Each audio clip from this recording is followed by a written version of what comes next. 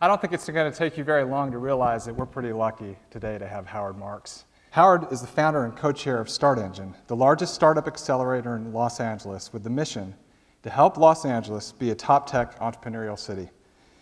He was the founder and CEO of Acclaim Games, a publisher of online games now part of the Walt Disney Company.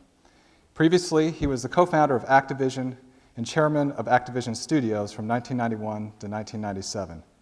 As an entrepreneur with over 30 years in the technology industry, Marks built several successful companies from its infancy. As co-founder, former board member, and executive vice president of video game giant Activision, he and a partner took control in 1991, turned the ailing company into a $14 billion market cap video game industry leader. As a games industry expert, Marks has built one of the largest and most successful game studios in the industry, selling millions of games. He has a Bachelor in Science in Computer Engineering from the University of Michigan and is bilingual and a triple national of the United States, United Kingdom, and France. And I'd like to ask you to please help me welcome Howard Marks.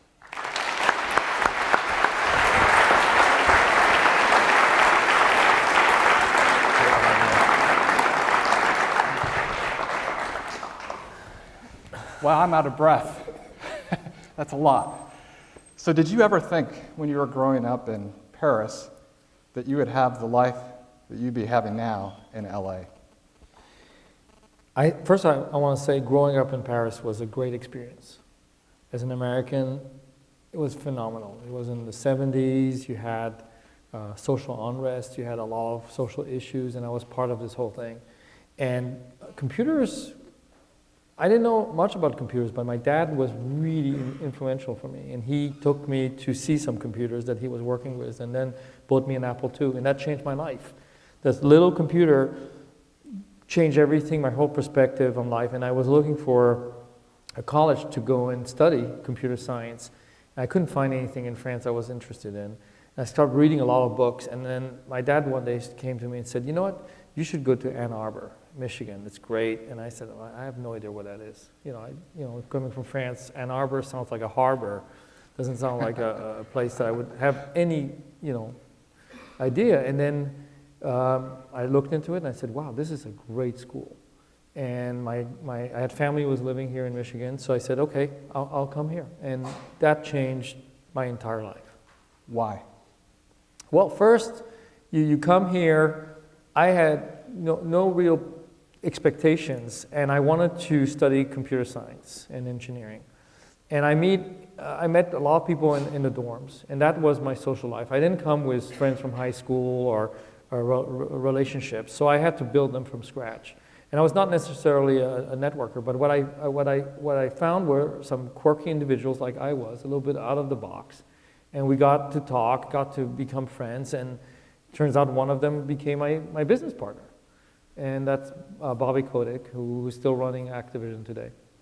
And so you started a company when you're here at University of Michigan, and we're actually generating revenue.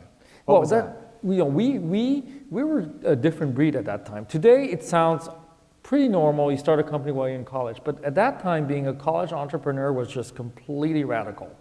And I remember sitting down with Dean Duderstadt, who was my dean, to tell him, look, I started a company. I'm going to be an entrepreneur. And he was very, very interested in it. He even offered me some college credit for doing that, which was unheard of at that time. And the support was invaluable because you're very lonely when you start a business and there's no infrastructure around you to help. The idea of an accelerator, the idea of having mentorship, which just didn't exist. And we had to do it on our own. And I think today, when I see what exists, the resources that all of you have available to you, it's extraordinary. So what was that business? What were you doing, and how were you generating? All right, so we started on Liberty. We had there was a little Burger King. Now there's an office there, and we're on the second floor. And we started a software program called Jane for the Apple II, which ended up mimicking, before the Mac came out. The Mac came out in 1984. We were doing it in 83. We had a box that had a little mouse in it, a circuit board, software on a diskette, and that gave you the functionality of a Macintosh on a 48K Apple II. Now keep in mind, 48K in memory is what a logo is on a website. And we had to build an entire operating system, application system in that space. It was an incredible technology feat. And how did you find your customers? I mean, your students here, you So- have classes presumably. Yeah, exactly. We have classes. We didn't go to many of them, as you can imagine. But we tried our best. So my partner ended up dropping out. He was doing art history and clearly not as related to what I was doing. And finding customers was hard. But what we did a lot of PR. And we got the McNeil NewsHour to do, they did a show on us here on campus. It's available on the web somewhere. I'll have to link it to my I have a blog called howardmarks.com where I talk about entrepreneurship. And so you guys should take a look at it. I'll probably post that link. But we did PR. So we got some exposure and we got a call from basically Apple. So Steve Jobs wanted to meet with us. And we were really nervous. So, I mean, let me break in here. This doesn't happen every day, right? I mean, there's a lot of students starting companies, but Steve Jobs isn't calling up. I mean, this is pretty remarkable. Well, what happened, so the story was that my partner went to a fundraiser in Texas with one of the girls we were rooming with, and meet Steve Wynn, who's a casino mogul. At that point, he was 42. He was, doing really well, and he decided on the spot to give us $50,000 as an angel. What we're going to be building, how we're going to build our business, that was not interesting to him. He just wanted to know, you guys are smart guys, let me give you some money. So we got some money. We get a phone call from Apple, and it's basically, we get to meet Steve Jobs, Steve Wozniak, and John Sculley was the president at the time. He's the one who displaced Jobs out of Apple and Sure. then ended up getting fired as well. And we were so nervous. Can you imagine? We're in college, and we're going to go and meet these guys. But the reason they want to meet with us, because what we built for the Apple II was so unusual and got a lot of press and was starting to sell, and we were starting to do well. They wanted to know more about us. Now, we were just two young kids. And so we decided to bring Steve Wynn with us to the meeting. And it was an absolute disaster.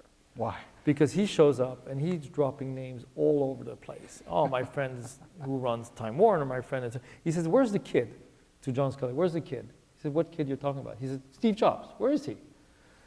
Because he was not in the meeting. He was supposed to be there. I mean, it was just so awful. So we quickly pack up and leave that particular meeting with the president of Apple. And they were basically thinking of buying us. They wanted to buy us. And we were not sure what that really meant to buy us, because getting jobs at Apple and maybe who knows how much they would pay us, and it was still a small company. Then we meet with Steve Jobs, who's so bright and so eloquent, and you could tell he just had the vision, the mission of the company in his blood, whereas the executive team that we were meeting were just talking to us. Sculley and his team. Yeah. And he just was passionate. He showed us the Mac before he came out. And when we saw the Mac, we thought, it's either going to kill us or help us. We're not sure which one is going to happen.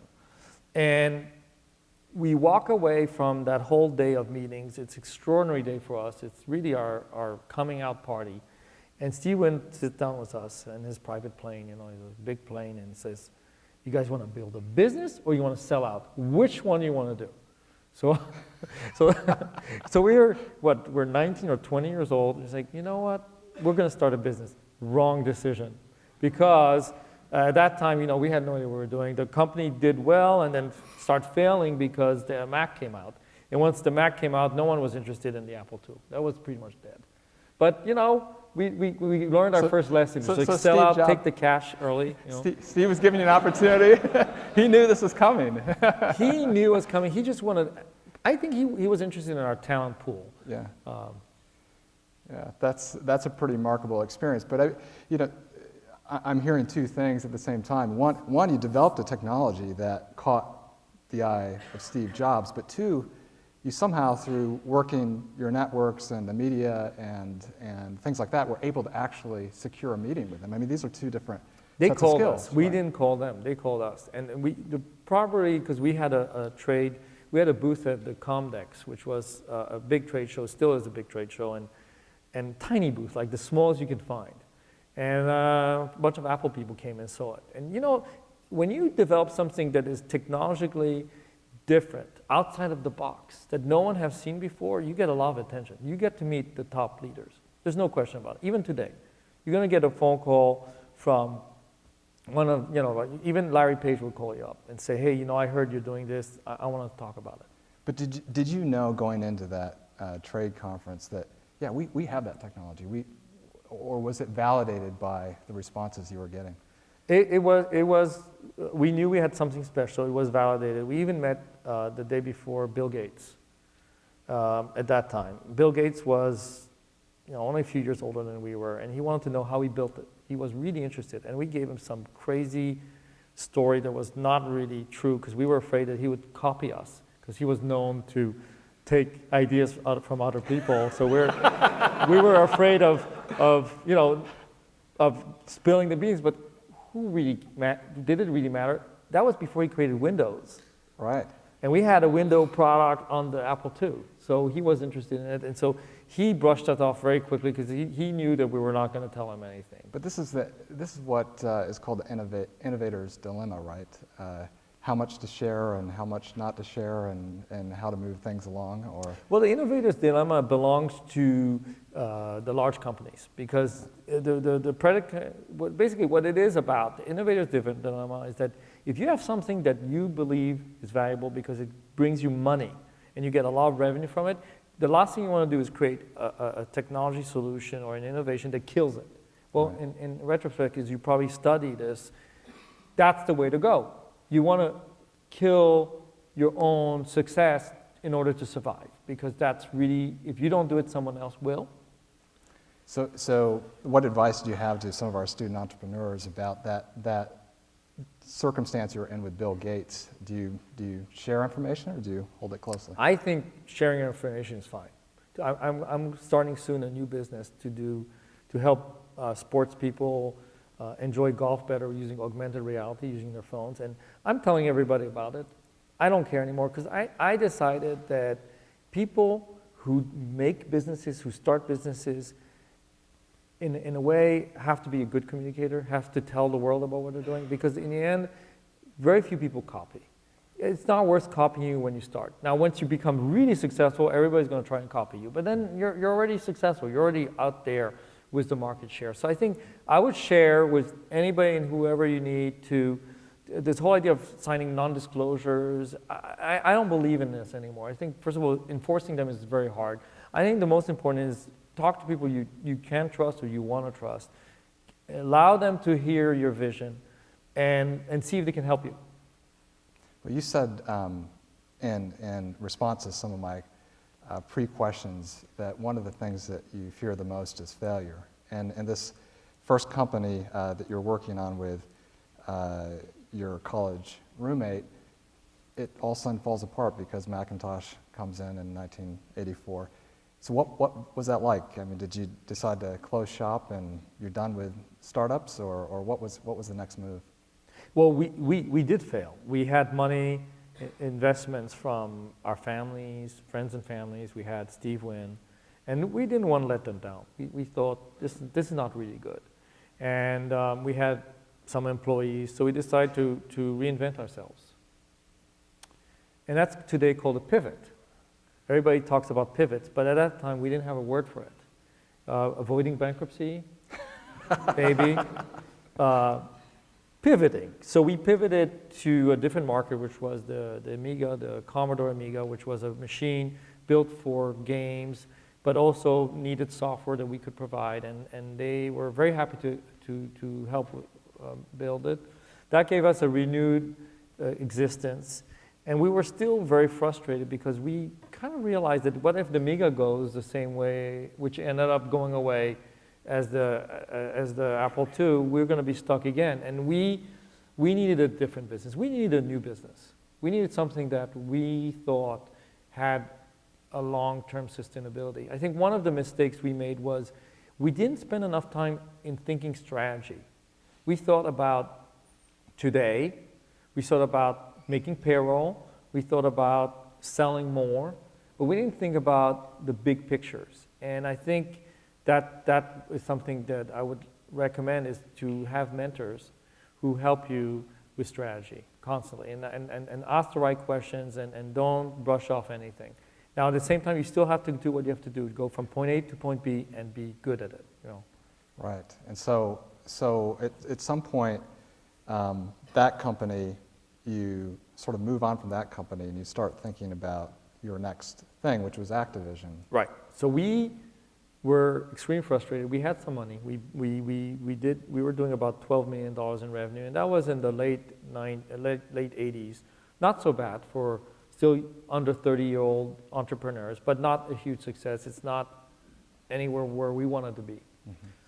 And we recognized that the video game industry is great. Everybody thought it was dead, because when Atari exploded, that was before even Nintendo started becoming really successful. No one knew what was going to happen.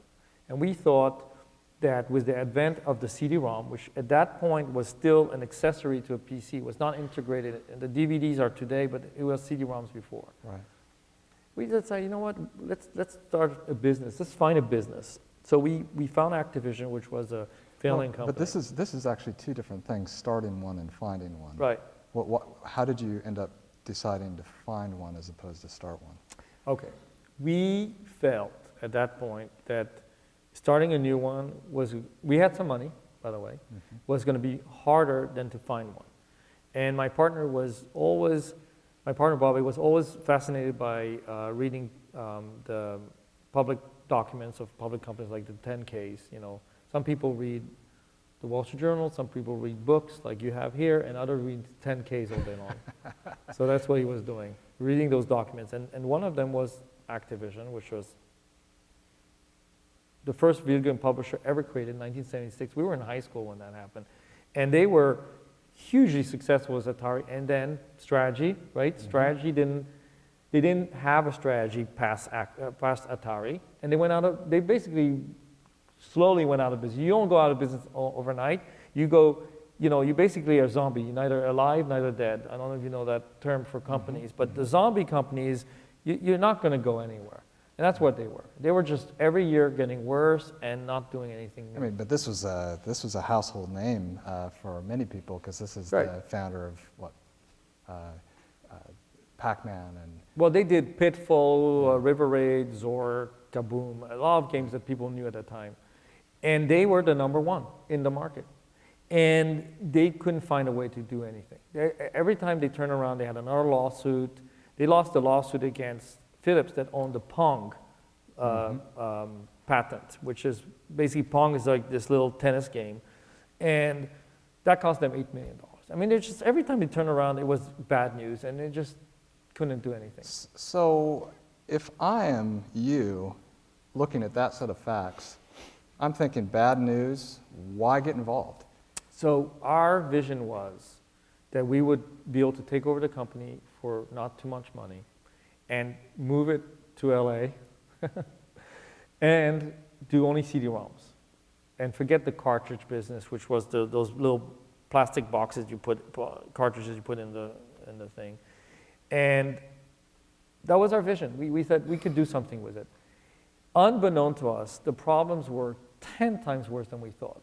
And that's another thing for you guys to think about. When you look at a business to acquire or merge with, make the assumption that it's way worse than you think it is. And then you're close to reality. Never think, oh, it's exactly what I'm saying. The paperwork, the numbers, it's totally not the case.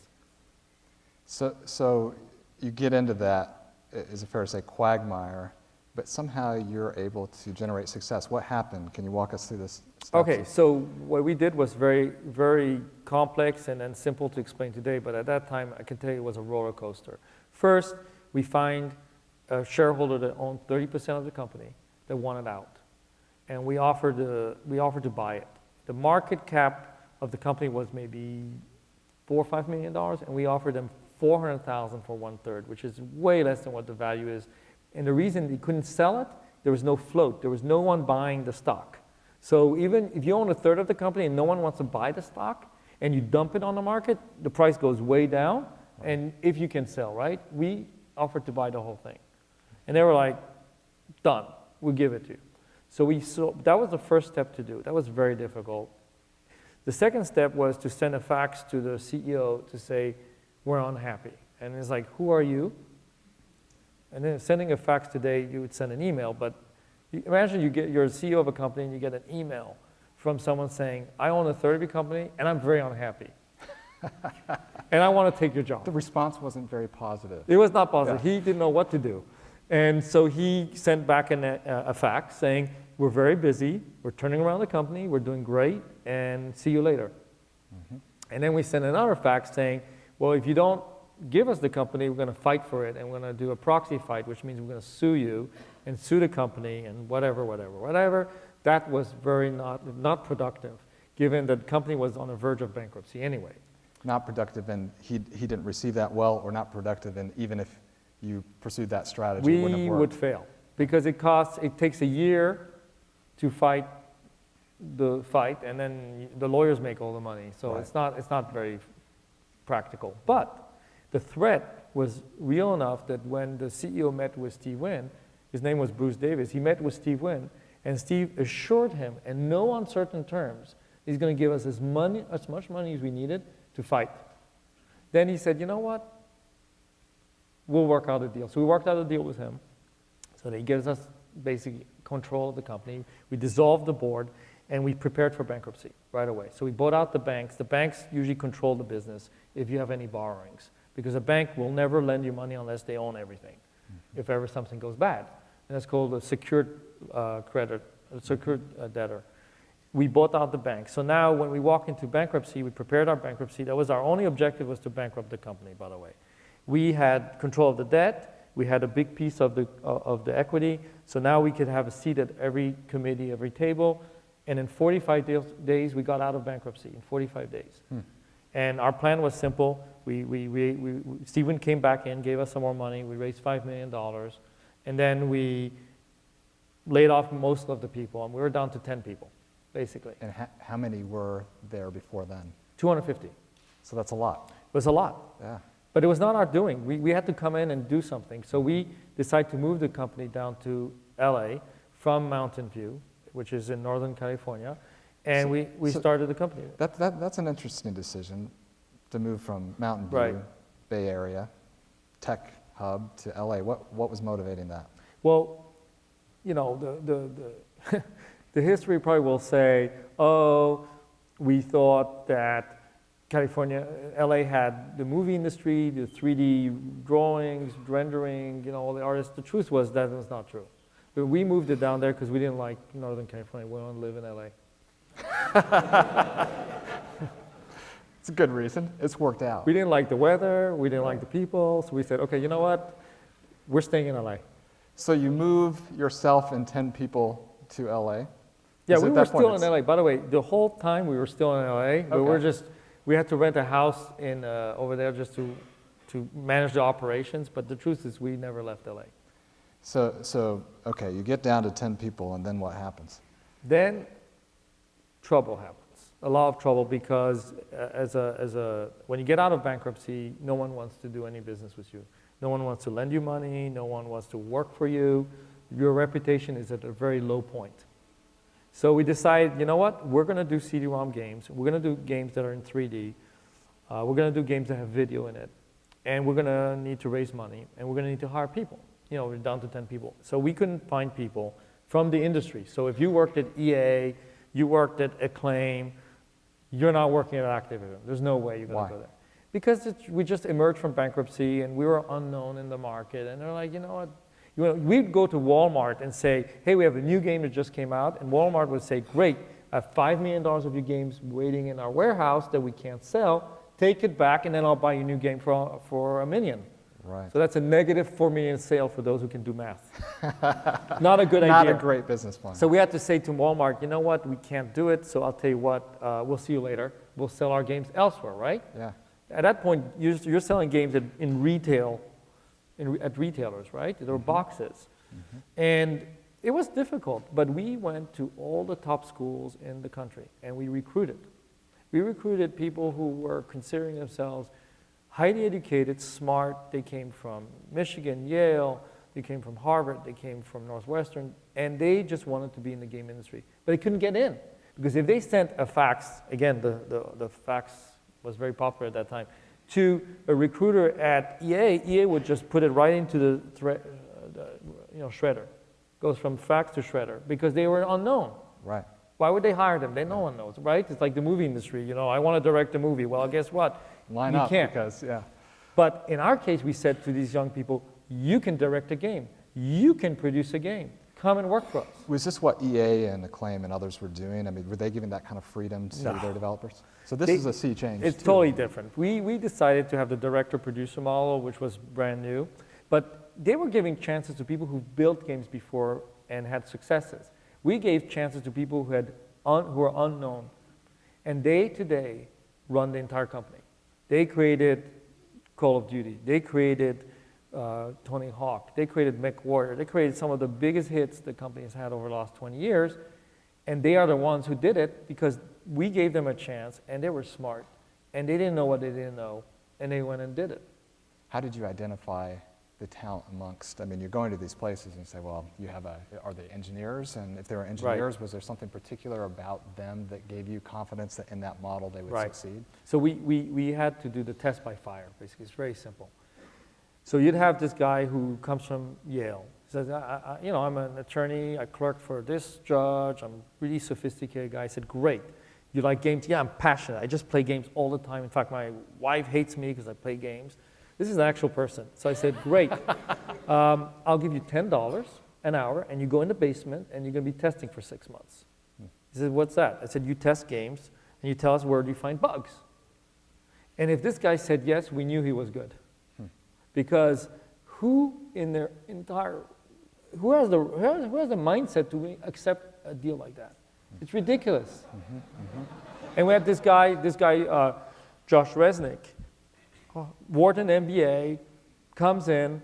I want to make games. I want to produce games. He's a Wharton MBA. He's really bright. He's smart. He's like you guys here. And I say to him, $10 an hour. He says, done. I said, what did he say? He said, done. Where can I sign? He was dying to get that $10 job. Right. He was offered very high pay opportunities to work in the real estate business. He didn't want to do that. Was it the allure of being a part of the video game industry or the allure of being a part of a startup, or was it some combination? It was passion. I'm passionate about games. I want a career in games. Can you give me a career in games? That was it. It's that simple. I could be doing real estate and be bored for the rest of my life and maybe feel that I've never realized what I wanted to do in life, which is possible. Or I could be sitting here with $10 in my pocket an hour, testing games and finding bugs. He chose the latter. He thought, by doing that, I'll be successful. And he was, because a few months later, what we did is we let the teams recruit out of that testing lab. And you had people who were really, really bright. So they would go and recruit them out, and they would put them on their teams, and they would grow. And Josh, after that, created Pandemic, which was a huge success, sold it to EA for hundreds of millions of dollars. So that was his success.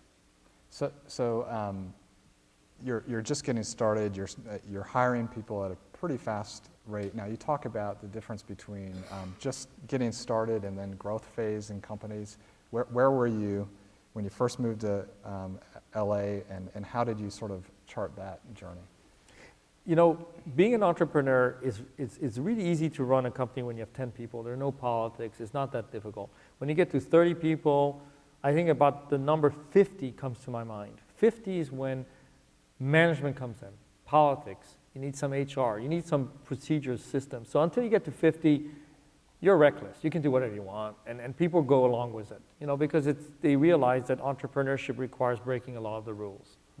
And when we moved to LA with the 10 people and we got to 50, it was still a very, I would say, entrepreneurial environment. And it got bigger quickly. And we started adding staff and getting more floors in buildings. And at one point, I had about 400 people in my studio building games.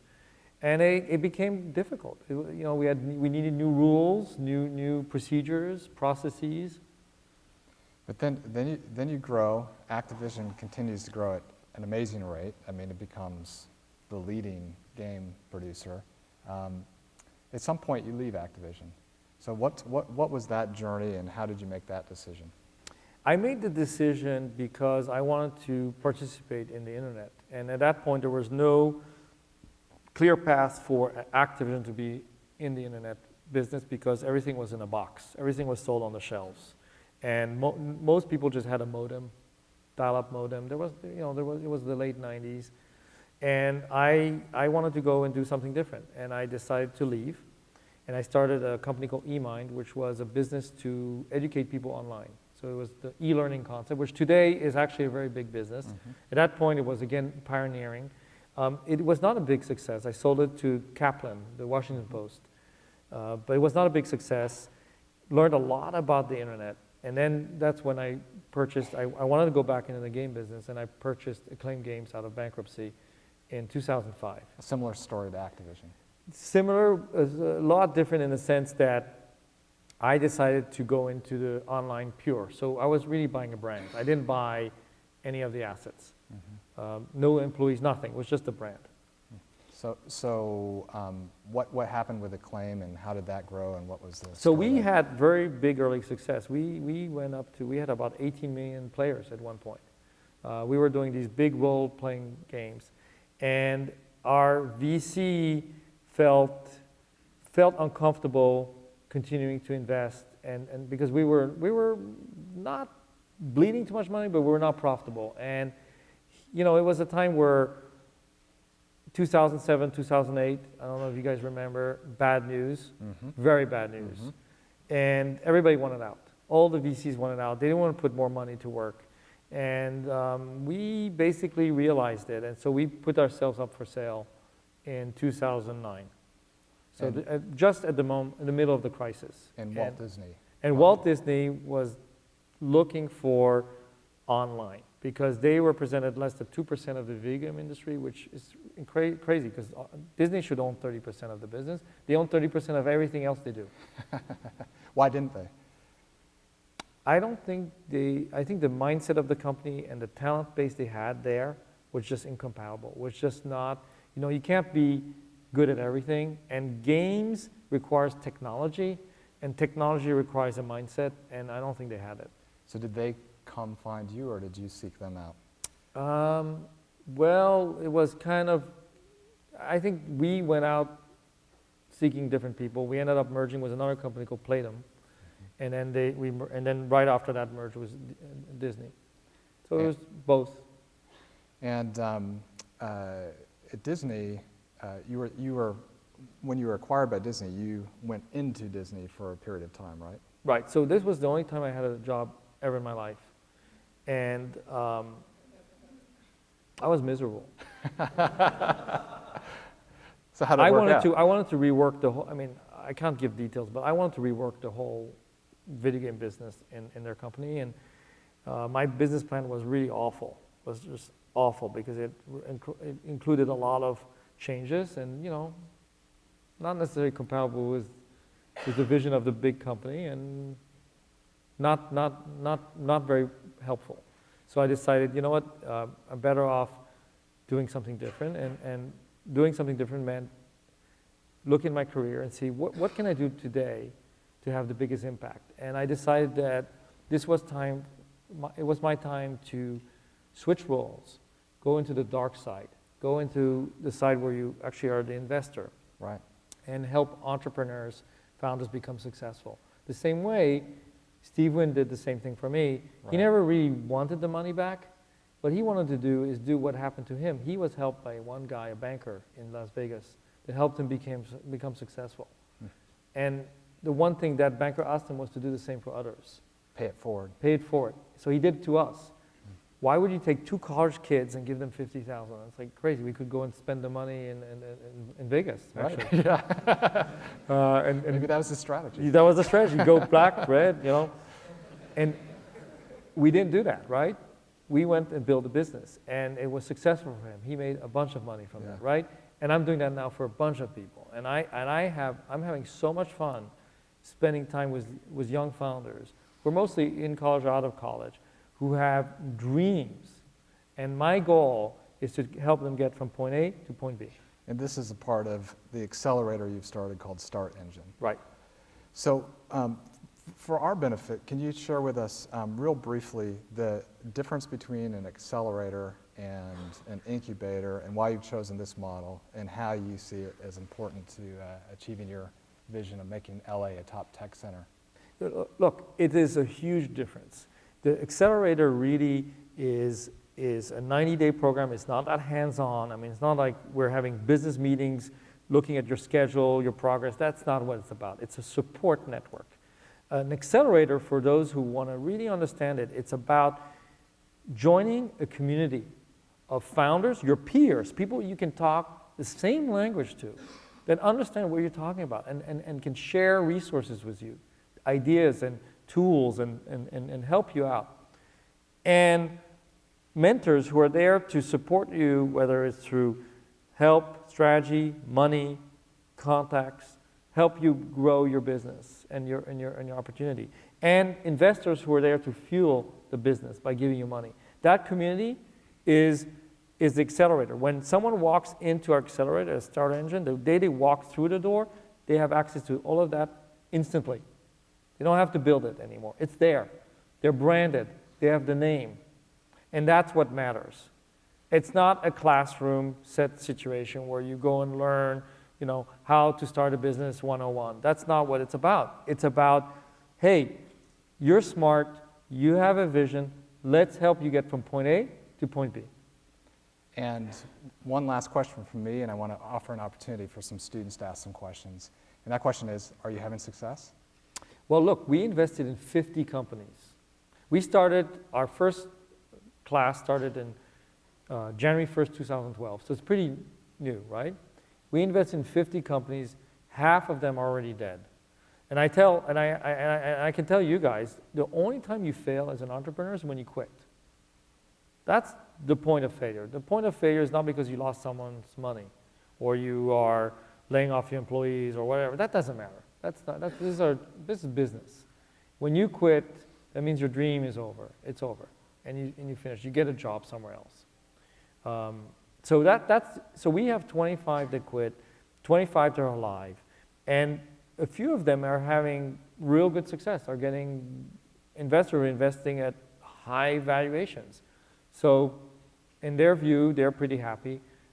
Some of them come to me and tell me that they could never even imagine getting to where they were today without us.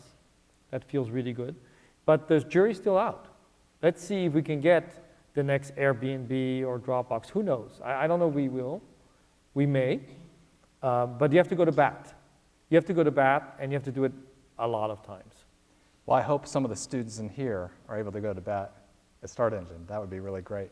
So I'd like to open up the floor for a couple questions from students. I want to remind everyone that this is being videotaped. So as you ask your questions, be mindful of that.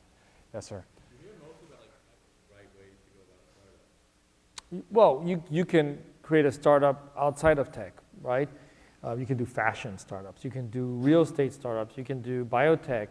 They all have a different set of circumstances. It's still the same thing. You still are an entrepreneur, and you have to convince people to help you succeed. Recently, my wife and I invested in a startup that is building kind of a virtual hotel. It's not a tech startup. What they're doing is they're leasing apartments, and they're renting them out over Airbnb on a day-to-day basis with services such as room service and concierge services. It's not a tech business, but it's a great business. Why not?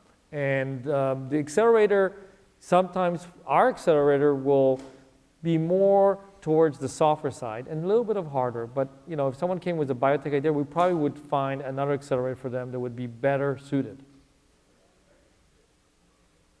Well, there was about $18 million of debt. So that means the company had to pay $18 million. They had no money to pay it back. So what happens is the creditors, the guys who are owed the money, are going to say, pay me or I'm going to file a lawsuit against you. So there were tons of lawsuits.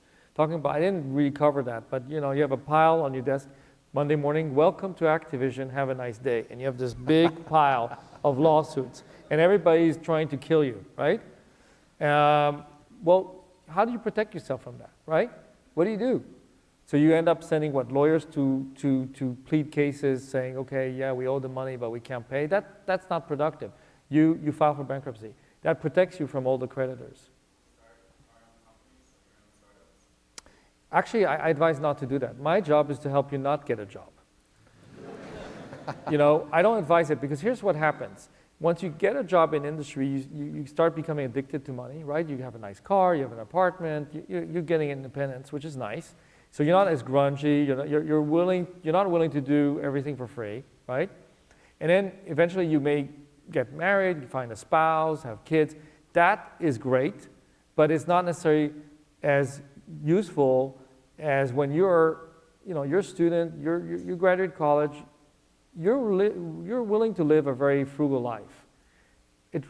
I think entrepreneurship kind of requires that mentality of being frugal, living off the minimum, and making mistakes and failing and pivoting your business as quickly as possible. So I would recommend to start right away after college. I like people graduating from college, but then you recognize that college is not for everybody. It wasn't for my partner. For me, it was good. It's not for everybody. Mark Zuckerberg, it was not for him. But it's for a lot of people a great thing to graduate. But for those who don't want to graduate, the one thing they should recognize is once you are admitted to a school like Michigan, you're already a winner. You're a winner big time. Well, let's end on that note. University of Michigan, you're a winner. How many of you think that Howard Marks is pretty cool? Thanks a lot. Thank you, everyone, for joining this class. Look forward to seeing you next week. And for those of you who want to spend a few minutes, Howard will be up here to answer any questions. Thank you.